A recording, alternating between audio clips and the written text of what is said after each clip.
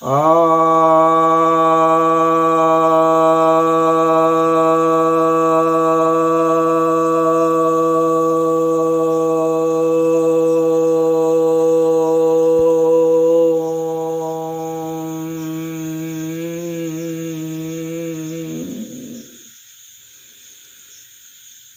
भक्तजनों को सप्रेम नमन। भक्तों, आज मैं आपके समक्ष महर्षि पतंजलि द्वारा रचित योग सूत्र ग्रंथ के दूसरे अध्याय, जिसे कि साधन पाद भी कहा जाता है, के 35वें सूत्र की व्याख्या करने जा रहा हूँ। यह सूत्र कहता है, अहिंसा प्रतिष्ठायाम तत्सन्निधो वैर त्यागः। अर्थात अहिंसा की प्रतिष्ठा हो जाने पर, यानी अहिंसा जब दृढ़ हो जाए, अहिंसा जब सिद्ध हो जाए, तो ऐसी स्थिति में वैर का उसके नजदीक जाने से वैर का त्याग हो जाता है। यानी जो सिद्ध व्यक्ति हो जाते हैं, अहिंसा के प्रति इनका पूर्ण समर्पण होता है, तो वैसे व्यक्ति के करीब किसी का भी वैर त्याग हो जाता है।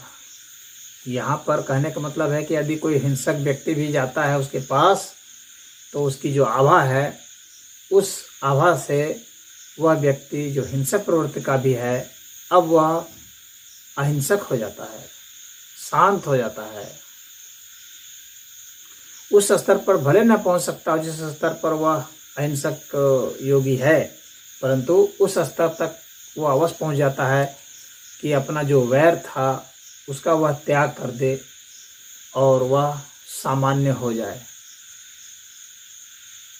अब यह बात शास्त्रों में बहुत धर्म, जितने भी धर्म शास्त्र हैं सनातन के, उनमें इस बात का बहुत ज़्यादा जोर है अहिंसा के पर। अहिंसा परमो धर्मः, अहिंसा परमम सुखम, अहिंसा धर्म शास्त्रेषु सर्वेषु परमम पदम। अर्थात ये महाभारत का है, तो इसमें कहा गया है कि अहिंसा जो है, आप लोग सब सुने भी होंगे, अहिंसा परम धर्म है और अहिंसा ही परम सुख है। और सभी धर्म शास्त्र में बताया गया है कि सदैव जो है अहिंसा जो है वही परम पद है। यानी किसी व्यक्ति की जो आध्यात्मिकता है और उसके जो चरित्र की ऊंचाई है,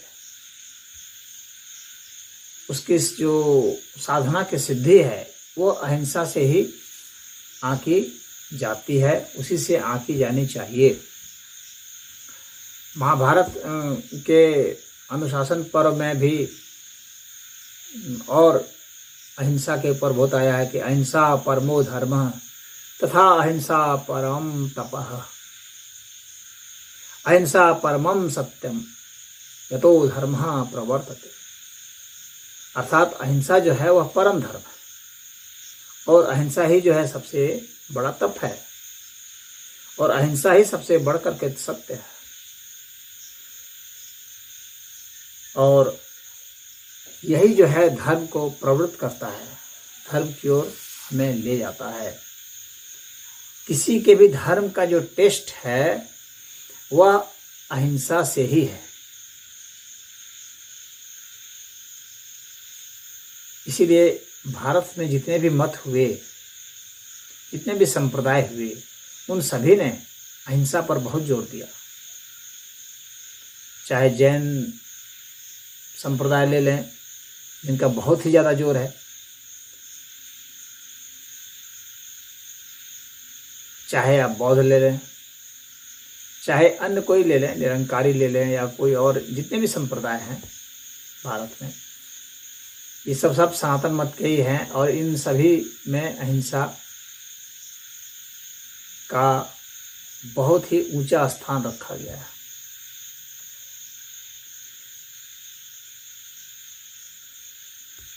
लेकिन अहिंसा के विषय में यह जो कहा जाता है कि यह परम धर्म है, परम सत्य है, सब कुछ अपनी जगह पर सही है। एक अच्छा व्यक्ति, एक विद्वान व्यक्ति, एक सभ्य व्यक्ति अहिंसा को मानता है, अहिंसा के सामने सर झुकाता है और अहिंसा का प्रचार भी करता है। एक उद्दंड व्यक्ति भी अहिंसा की बात को मान लेता है। लेकिन क्या हो जब कोई एक गिरोह के रूप में हिंसा को अपना ले, जो हिंसा को ही आजीविका बना ले। और क्या हो जब कोई हिंसा को ही अपना मत बना ले। और क्या हो जब कोई हिंसा को ही धर्म बना ले। इस पर भी विचार करना बहुत जरूरी है।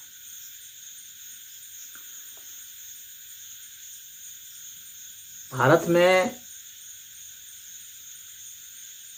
अहिंसा के पुजारी रहे हैं तो हिंसा के भी पुजारी रहे हैं। बहुत राक्षस रहे हैं, बहुत असुर रहे हैं, दैत्य रहे हैं, दानव रहे हैं। इन लोगों ने लड़ाइयाँ की हैं और जो सीधे साधे लोग रहे हैं, जो साधु संत रहे हैं, उनका कत्लेआम किया है, उनका खून निकाल करके पिया है। तो वह राक्षसी प्रवृत्ति जब किसी गिरोह में हो जाती है, जब किसी राज सत्ता में हो जाए तो बहुत कत्लेआम होता है। लाखों करोड़ों लोग मारे जाते हैं।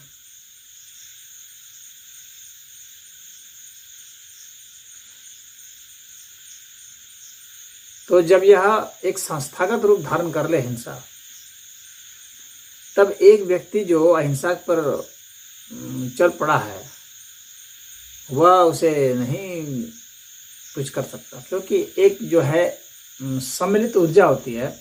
देखिए, अहिंसा की जो अपनी ऊर्जा है, उसकी जो अपनी आभा है, वह प्रभावित करती है। तो हिंसा की भी अपनी एक आभा है और उसकी भी ऊर्जा है, वो प्रभावित करेगी। यह अगर दो व्यक्तियों के मिलन की बात हो तो फिर इन दोनों में से जिस व्यक्ति की भी आभा मजबूत होगी, जिसकी सिद्धि मजबूत होगी, अहिंसा की भी सिद्धि होती है और हिंसा की भी सिद्धि होती है, तो उन दोनों में से जिसकी मजबूत होगी वो भारी पड़ जाएगा। अहिंसक है, बार बार भलाई करेगा, बार बार भलाई करेगा और इस भलाई से द्रवित होकर के जो हिंसक व्यक्ति है वो सामान्य हो जाएगा। कहेगा, अच्छा आदमी है भैया, हमने इतना इसके लिए बुरा किया, हमने इतना इसको वो किया, सताया, परेशान किया, लेकिन फिर भी जो है हमारे लिए क्या। तो ये घटना घट सकती है। वह व्यक्ति सामान्य हो जाएगा, नतमस्तक हो सकता है। लेकिन एक स्थिति यह भी है कि जो अहिंसक व्यक्ति है वह बार बार भलाई करता रहे, उसके बाद भी उसको लगेगा कि ये फिर भी बुराई करते जा रहा है, नहीं मान रहा है। तो उसके मन में भी चीड़ पैदा हो सकती है, क्रोध पैदा हो सकता है, घृणा पैदा हो सकती है कि इसको इतना किया लेकिन नहीं माना, अभी दुष्ट है, इसको दंड देना ही पड़ेगा। तो ऐसी स्थिति में वह जो है उसके मन में हिंसा की भावना तो उदय हो गई, यानी उस हिंसक व्यक्ति की जो ऊर्जा है वह वहाँ पर जीत जाती है और अहिंसक में द्वेष और घृणा और क्रोध की उत्पत्ति पैदा कर देता है, हिंसा की उत्पत्ति पैदा कर देता है। तो यह तो दो व्यक्तियों का ये जो है निजी ये संबंध होता है। लेकिन जैसे मैंने बताया कि अगर ये कोई पॉलिटिकल आइडियोलॉजी हो, अगर ऐसे जो राजनीतिक सिद्धांत हो, किसी मत का यह सिद्धांत ही हो, तब एक व्यक्ति चाहे कितना भी अहिंसक हो जाए वो बच नहीं सकता, उसको काट दिया जाएगा। उसको तो भलाई करने का मौका भी नहीं दिया जाएगा कि भलाई करे, उसको तो सीधे मार दिया जाएगा, पूछा ही नहीं जाएगा। उसके बारे में पहले से पता लगा लिया जाएगा कि ये अमुक ऐसे ऐसे है, उसको मार दो, जाओ खत्म करो उसको पहले। तो ऐसी स्थिति में क्या इंटरेक्शन होगा? और एक स्थिति यह हो सकती है, या तो गिरोह की स्थिति हो गई। इसमें कितने लोग हैं जो कि सुपारी ले लेते हैं, साधु संतों को भी मारने की सुपारी ले लेते हैं। तो जो सुपारी ले लेते हैं वे अपने सुपारी की ज़्यादा इज्जत करते हैं, अहिंसक की इज्जत नहीं करते हैं। वो पैसे ले लिया, पैसे के लिए मार दिए। और क्या हो, यदि वह एक मत बन जाए और खतरनाक हो जाता है।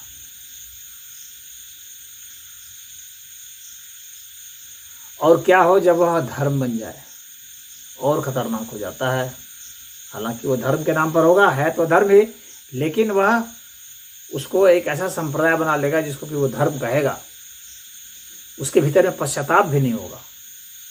जो सुपारी लेके मारते हैं वे मार तो देते हैं लेकिन पछताते हैं, उनके भीतर में ग्लानि होती है।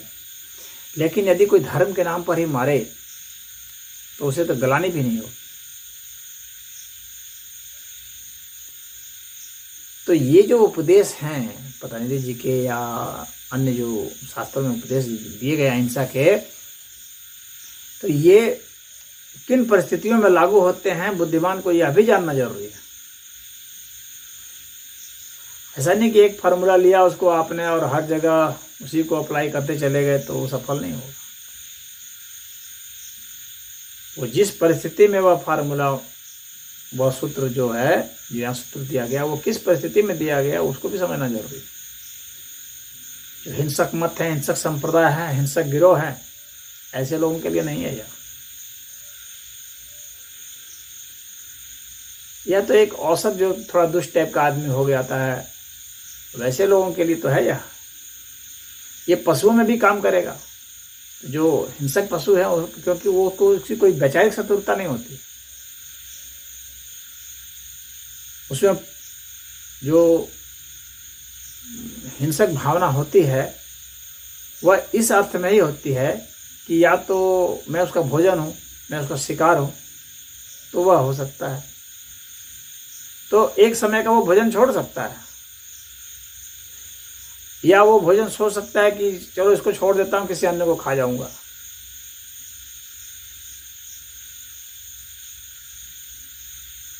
लेकिन जब यह मत हो जाए, जब यह सिद्धांत हो जाए, तब व्यक्ति नहीं छोड़ता है।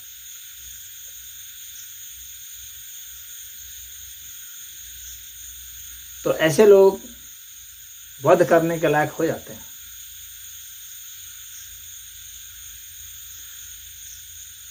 और यह भी कहा जाता है, महाभारत में भी एक दृष्टांत है महाभारत का ही, जिसमें ये कहा गया है कि अहिंसा असाधु हिंसेति श्रेयान धर्म परिग्रह, कि धर्म शास्त्र के अनुसार दुष्टों के साथ की गई जो हिंसा है वह भी अहिंसा है।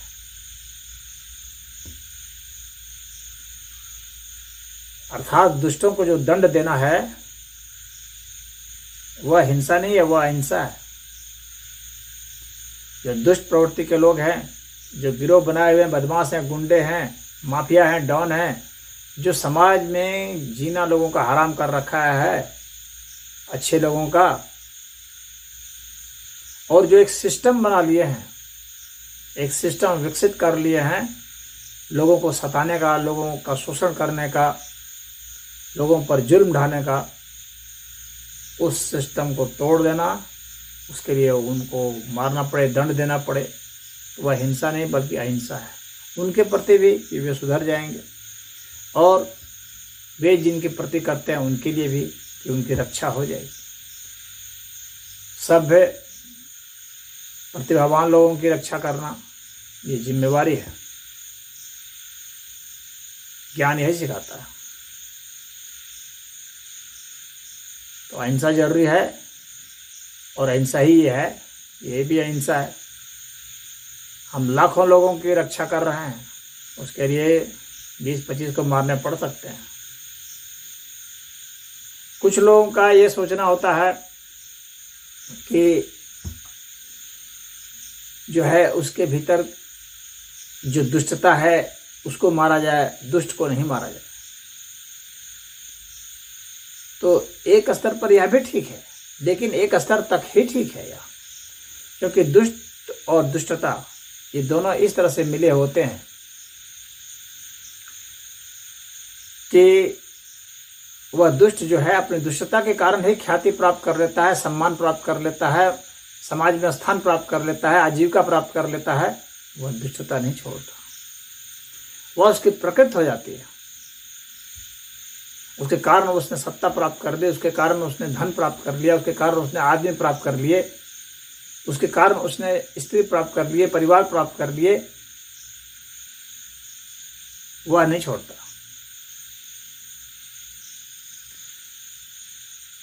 और तब उसका वध करना जरूरी होता है, उसको मारना जरूरी होता है। नहीं तो क्या जरूरत थी कृष्ण को, कंस को मारने की?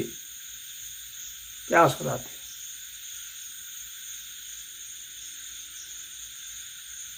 उसकी दुष्टता खत्म कर देते, लेकिन नहीं, उसको मारना जरूरी हो चुका था, क्योंकि उसकी दुष्टता और वह दुष्ट, ये जो गुण और गुणी हैं, ये दोनों एक रस हो चुके थे।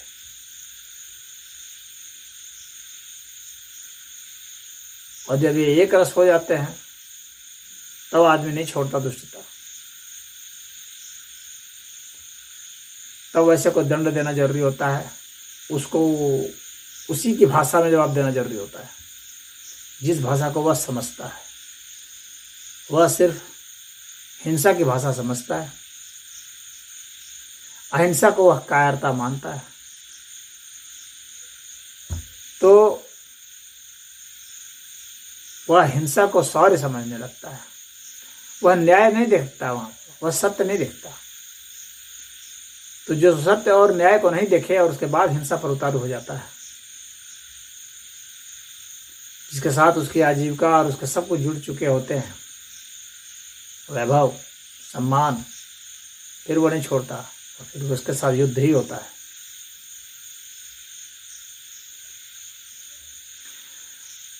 और यह कहा जाता है कि ऐसे जो धर्मावलंबी हैं, मतावलंबी हैं, जो शास्त्र अध्ययन में लगे हुए हैं, जो शिक्षण में लगे हुए हैं, जो सभ्य कार्यों में लगे हुए हैं, उनकी रक्षा जरूरी है।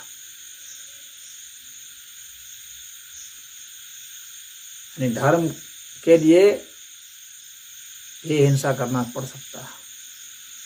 अहिंसा परमो धर्मः, धर्म हिंसा तथैव च। अहिंसा तो परम धर्म है, लेकिन धर्म के लिए हिंसा भी परम धर्म है। अहिंसा परमो धर्मः, धर्म हिंसा तथैव च। तो धर्म के लिए यदि हम युद्ध कर रहे हैं तो वह जो है वो अहिंसा ही है, क्योंकि हम दुष्टों का संहार कर रहे हैं, हम वहां न्याय संगत हैं।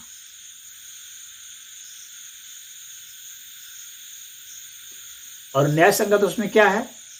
यही है कि सब लोग जीना चाह रहे हैं सभ्यता के तरीके से, दूसरे को भी जीने देना चाह रहे हैं, सबकी आज़ादी का सम्मान कर रहे हैं, सबके समृद्ध होने का सम्मान कर रहे हैं, प्रजाति को आगे बढ़ाने का सम्मान कर रहे हैं, कमजोरों को सता नहीं रहे हैं। तो उसके हिसाब से न्याय और अन्याय का जजमेंट होगा।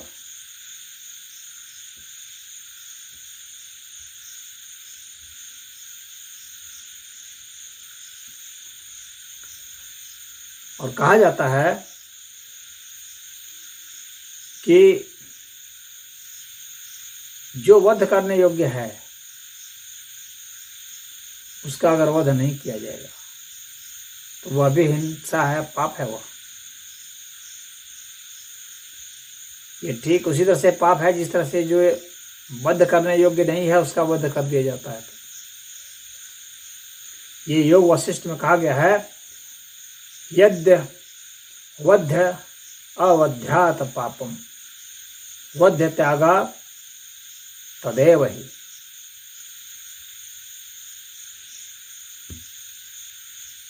यानी अवध्य का वध करने से जितना पाप लगता है उतना ही पाप जो वध करने योग्य है उसका हम वध नहीं करते तो लगता है। तो योग वशिष्ठ हमें ऐसा संदेश दे रहे हैं। तो शास्त्र ने हमें बिल्कुल ही एक बहुत बारीक जो है परिभाषा दी है और एक लाइन खींची है और इसको बहुत गहराई से हमें समझना पड़ेगा।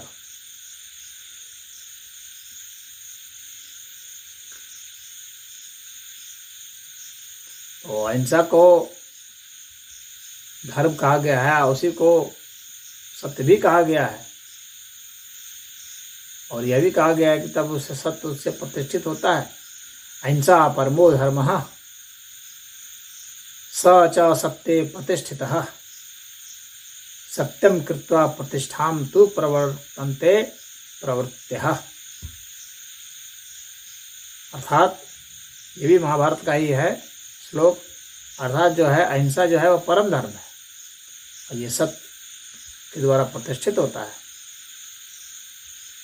और इस तरह से सत्य को करते हुए हम धर्म को प्रवृत्त करते हैं। यानी धर्म जो है सत्य और अहिंसा से ही प्रवृत्त होता है,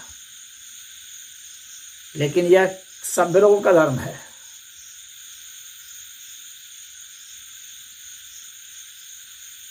जो असभ्य लोग हैं उनका क्या धर्म है? उनका धर्म है मारो काटो लूटो पीटो बलात्कार करो व्यभिचार करो सब संपत्ति छीन लो, सबको मार मार करके राक्षस बना दो अपने जैसा।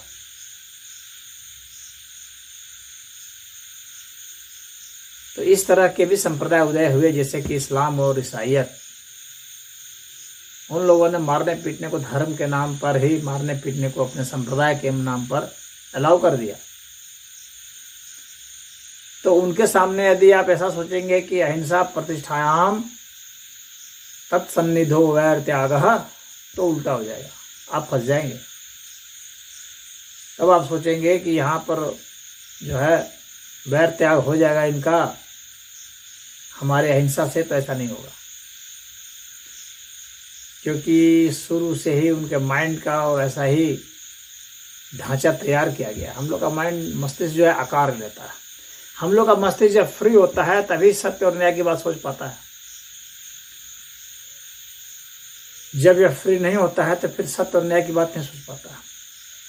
फिर तो ये यह सोचता है कि उसका हित किसमें है, वह कैसे जी सकता है, कैसे दूसरे को मार करके जी सकता है, इस तरह की बातें सोचता है। फिर वह न्याय की बात नहीं सोचता है और जहाँ सत्य नहीं है न्याय नहीं है वहाँ पर फिर अहिंसा का कोई मतलब नहीं रह जाता है। तो इसलिए वहाँ पर यह सिस्टम नहीं चलेगा। नहीं तो गणेश शंकर विद्यार्थी वाला हाल हो जाएगा। जिस मुसलमान को उन्होंने दंगा में बचाया उसी ने उसको मार दिया और मारते समय कहा कि तुम्हारे धर्म ने तुम्हें सिखाया है अहिंसा और हमारे धर्म ने हमको सिखाया है हिंसा। तुमने अपने धर्म का पालन किया, मैंने अपने धर्म का पालन किया। तो आप अपने मर मर करके अपने धर्म का पालन करते हुए समाप्त हो जाएंगे।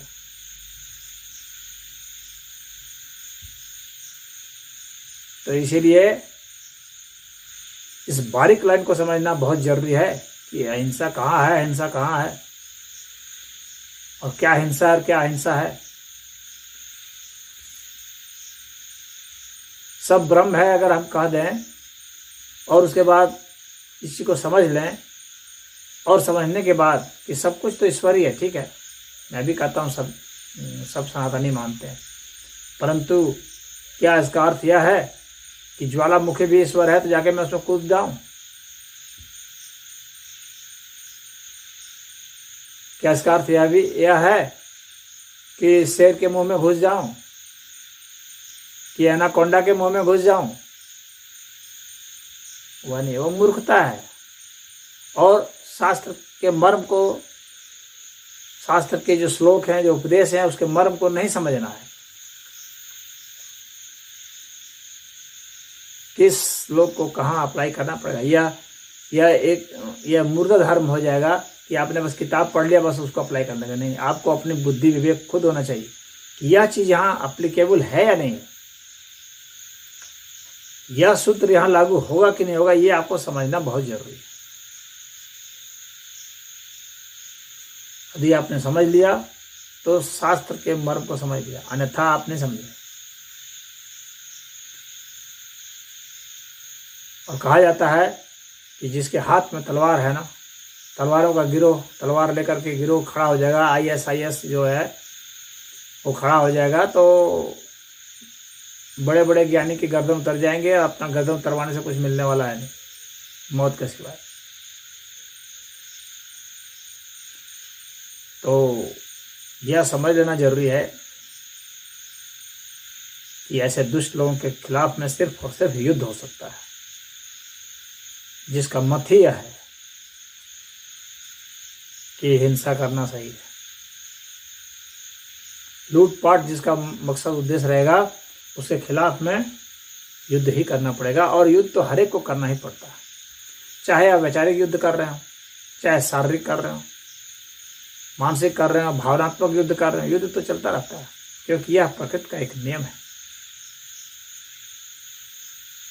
और जिसमें जो श्रेष्ठ होता है बुद्धि में, बल में, शारीरिक बल में या मानसिक बल में या भावनात्मक बल में, आत्मिक बल में, जो श्रेष्ठ होता है, जो ज़्यादा बलशाली होता है, जीत उसी की होती है। और यह सिद्धांत है, यही विज्ञान है, यही संविधान है इस अस्तित्व का। आपको अपने इस संविधान को समझना पड़ेगा। आप अपना मन माना संविधान नहीं बना सकते। इस अस्तित्व को पूरी इसकी सच्चाई में और पूरी समग्रता में आपको समझना होगा। और जब आप ऐसा समझते हैं तो अहिंसा को समझते हैं। तो अहिंसा आप बुद्ध का उपदेश ले सकते हैं, महावीर का जीवन का दृष्टांत ले सकते हैं। महावीर बेचारे सीधे से खड़े थे, चरवाहे ने आकर के उनको कहा कि तुमको मैंने कहा था मेरे पशुओं को देखने के लिए, तुमने मेरे पशुओं को नहीं देखा, चुरा के कहाँ रख लिया है, मेरे पशु नहीं दिख रहे हैं। लेकिन महावीर तो चुप थे, शांत थे, तो अहिंसा को तो प्राप्त थे। परंतु वह जो चरवाहा है, जिसकी जो है आर्थिक स्थिति वहां पर संकट में थी, जिसके कारण उसका जीवन संकट में था कि इतने इतने हमारे पशु हैं, वो कहाँ चले गए, सब हो गया, अब क्या होगा, मैं कैसे जीऊँगा, मेरा परिवार कैसे जिएगा। तो उसके मन में क्रोध की उत्पत्ति हो गई। महावीर की अहिंसा वहाँ काम नहीं आई और उसने महावीर के कान में कील ठोक दी, कान फोड़ दिया महावीर का।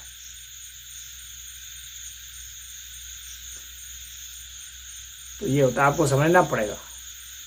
तो ये जो दुष्टता है, सामान्य से अगर दुष्टता होती है व्यक्तिगत, जिसमें कोई बहुत वैसा मामला, उतना उससे मुद्दे शामिल नहीं हो, तो उसमें जो है तो वैर त्याग तो हो जाएगा।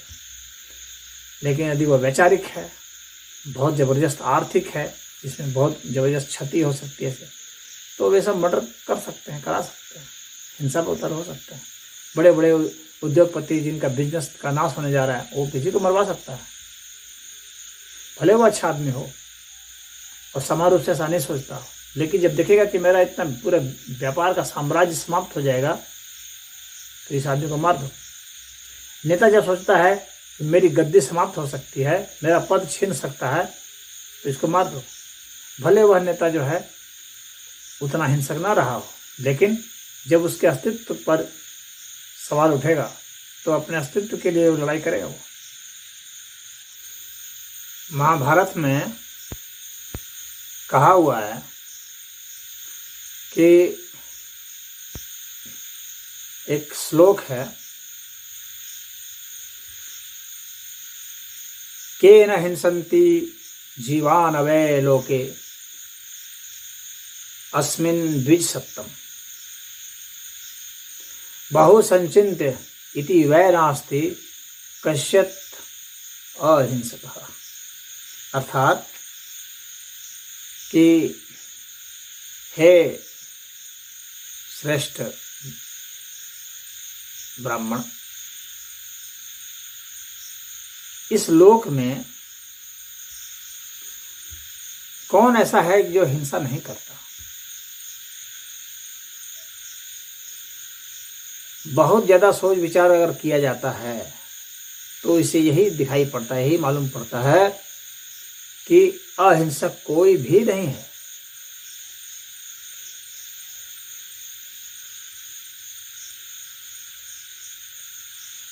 क्योंकि आप कुछ भी करेंगे,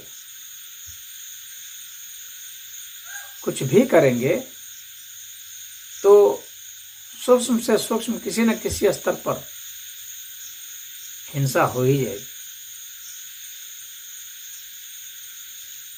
कोई ऐसा जीव नहीं है जो कि हिंसा नहीं करता। आप मांस खाएंगे, मछली खाएंगे, अंडा खाएंगे, दूध खाएंगे, ये सब तो हिंसा है ही। इसके अलावा आप कुछ भी खाएंगे, रोटी दाल चावल जिसमें भी जीव है, वनस्पति खाएंगे, वो भी हिंसा है। आप नुकसान तो कर रहे हैं ना, उनके जीव का हनन कर रहे हैं, तो एक तरह से हिंसा तो हो ही गई। अब बात सिर्फ यह उठती है कि आप सांस लेंगे तो सांस से भी जीवाणु जाएंगे जो आपके भीतर मार दिए जाएंगे। आप पानी पीते हैं, पानी में हजारों प्रकार के जीवाणु होते हैं, अरबों खरबों की संख्या में होते हैं। बैक्टीरिया है, वायरस हैं, बहुत सारे हैं, फंगस हैं, अलगा हैं, तो ये सब मार दिए जाते हैं हमारे शरीर में, तब हम बच पाते हैं। तो यहाँ पर हम यह देख रहे हैं कि इस आधार पर, अहित पहुंचाने के आधार पर, तो कोई भी व्यक्ति संपूर्ण रूप से अहिंसक नहीं हो सकता। वैचारिक रूप से भी यदि आप किसी से असहमति प्रकट करते हैं, विरोध एक करते हैं, और वो अपने प्रति दृढ़ है, तो एक तरह से आप उसके खिलाफ में खड़े तो हो ही रहे। हो सकता है आप यह कहें कि मैं उसके कल्याण के लिए कर रहा हूँ, अच्छी बात है, बोल रहा हूँ, तो यह आपकी तरफ से अपना तो कल्याण है, परंतु वह व्यक्ति तो समझ रहा है कि हमारे विरोध में है। तो वैचारिक जो मतभेद होते हैं वे भी एक प्रकार के हिंसा ही होते हैं। और कोई भी व्यक्ति किसी भी अवस्था को प्राप्त हो, कोई इसमें कुछ तो वो बोलेगा ही। वो असत्य के विरुद्ध में बोलेगा, वो क्रोध के विरुद्ध में बोलेगा, लेकिन वो तो बोल ही रहा है जिससे कि उसके मानने वालों को कष्ट हो रहा है। तो इस प्रकार से सूक्ष्म हिंसा, छोटी हिंसा वगैरह भी होते रहते हैं। अब हिंसा को यदि सिर्फ बोध माना जाए, हिंसा को कि भाई इनको बोध है, इनको बोध नहीं है, वनस्पतियों को बोध नहीं हो रहा है हमारे काटने का, दरवाजे को दर्द नहीं हो रहा है हमारे पीटने का, तो यह जो है उनको हो रहा है कि नहीं हो रहा है, ये हमारी जो है अपनी समझ है। हम उनको निर्जीव सत्ता मान लेते हैं तो कहते हैं कि दर्द नहीं हो रहा है, हम उनको जड़ मान लेते हैं तो कहते हैं दर्द नहीं हो रहा है, जैसे कि दर्द से ही हिंसा जुड़ा हो। अब यहाँ तो अपनी अपनी परिभाषा करने की बात है, किससे हिंसा जुड़ा है।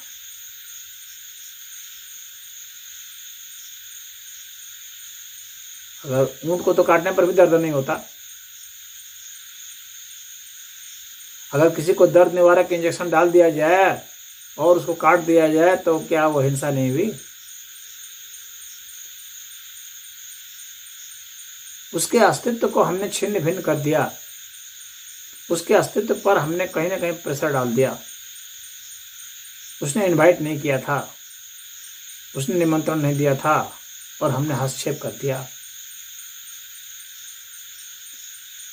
तो यहाँ जो हमारा प्रेशर बनता है, जो उसके अस्तित्व को बदलता है, छिन्न भिन्न करता है, तोड़ता है, मरोड़ता है, तो वो भी तो हिंसा में आ जाएगा। तो इस तरह से हम देखेंगे तो पाएंगे कि हिंसा से मुक्त तो कोई नहीं हो सकता, कभी नहीं हो सकता। पानी पिएगा ही, सांस लेगा ही, चलेगा ही, चलने पर कितने जीवाणु कीटाणु दब के मर जाएंगे, मक्खी मच्छर मर जाते हैं, खाते समय कितने प्रकार के हम जीवों को खा जा रहे हैं,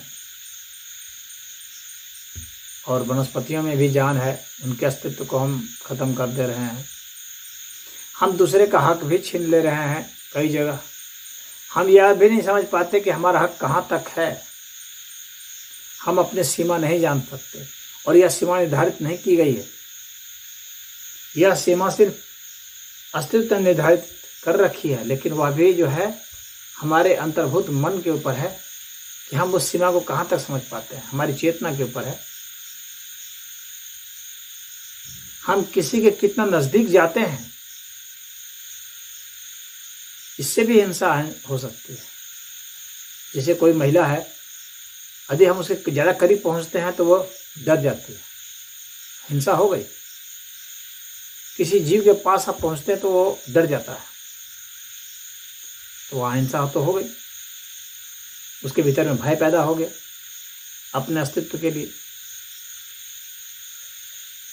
तो ये हिंसा तो बहुत सूक्ष्म चीज़ है, और किसी के भीतर में भय पैदा हो जाना हमारी उपस्थिति से ये संभव है।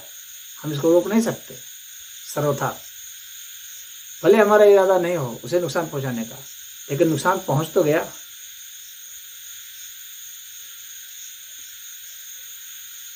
तो हमारा इरादा, इंटेंशन तो खैर महत्वपूर्ण है, लेकिन हमारी उपस्थिति अपने आप में ही भयावह हो सकती है।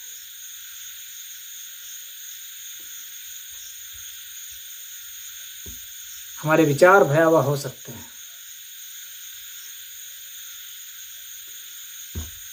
तो उनके लिए भले हम सोचते हो कि हमारे विचार अच्छे हैं, उनके कल्याण के लिए हैं, लेकिन वे तो ऐसा नहीं मान रहे, तो इसलिए हिंसा हो जाएगी। और हिंसा को बोध के रूप में मानते हैं। अगर हिंसा को बोध के रूप में मानते हैं, हिंसा बोध है, तो फिर यदि हमें दुख और दर्द की अनुभूति होती है तो हम बस उतने तक मान सकते हैं। तो फिर जो हमारे नज़दीकी हैं, तो उनके प्रति हमारा नरम व्यवहार होता है, क्योंकि वे हमारे अस्तित्व को सपोर्ट करते हैं, हम उनके अस्तित्व को सपोर्ट करते हैं। उसी तरह से अपने प्रति कोई व्यक्ति हिंसक नहीं होता, क्योंकि अपना जीवन कोई भी नहीं नष्ट करना चाहता।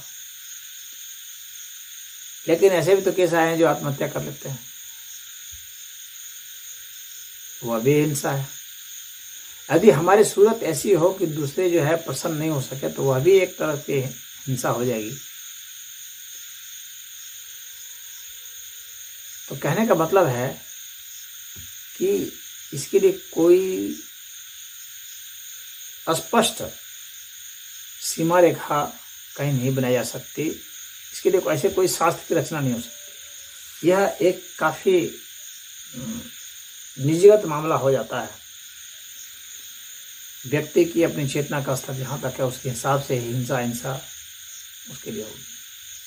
और यही यहाँ पर कहना चाह रहे हैं कि इस हिसाब से जो है सर्वथा अहिंसक होना संभव नहीं है, कोई भी ऐसा नहीं है। यही यहाँ पर हमारे पुराने ऋषि कह रहे हैं, और इस पर अगर गहन चिंतन किया जाए तो लगता है कि ये बहुत हद तक सही है।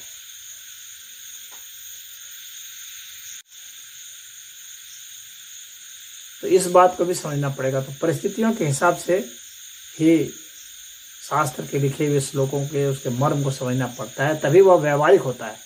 अन्यथा वह सैद्धांतिक होकर के अंत में उसके नाश का कारण बन जाता है। तो आज इतना ही। और